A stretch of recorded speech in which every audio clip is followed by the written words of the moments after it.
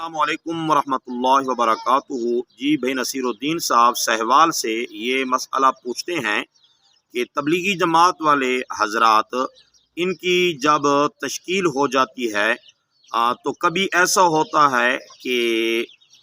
करीब करीब बस्तियां होती हैं, वहाँ इनकी तश्कील होती है। तो क्या ये उस बस्ती के अंदर जहाँ 15 दिन से ज़्यादा ये ठहरने की इकामत की नीयत कर लेते हैं तो मुसाफिर शुमार होंगे या मुकीम शुमार होंगे, यानी ये कसर नमाज पढ़ेंगे या पूरी नमाज पढ़ेंगे?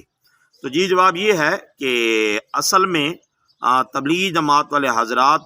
जिस गांव के अंदर जाते हैं, तो अब देखना ये है कि अगर वो बड़ा कस्बा है और उसके अंदर ही करीब करीब मसाजिद हैं, एक मस्जिद के अंदर 2 दिन 3 दिन लगाते हैं, फिर दूसरी मस्जिद में चले जाते हैं, कस्बा और गांव इलाका एक है, तो ये हजरात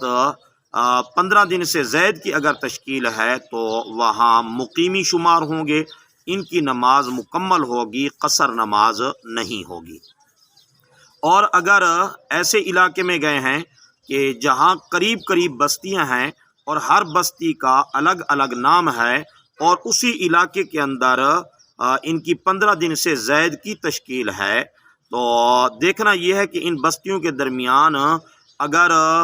आधे मील का फासला मौजूद है और साथ हर बस्ती का अलग अलग नाम है, तो यहाँ जो है ये मुसाफिर शुमार होंगे और ये कसर नमाज अदा करेंगे। मुकीमी के पीछे पढ़ेंगे तो पूरी नमाज पढ़ेंगे, अगर अपनी नमाज पढ़ेंगे रुबाई नमाज जो है 4 रकात वाली, तो ये 2-2 रकात पढ़ेंगे, यानी ये मुसाफिर शुमार होंगे। जी अस्सलामु अलैकुम वरहमतुल्लाहि वबरकातुहू।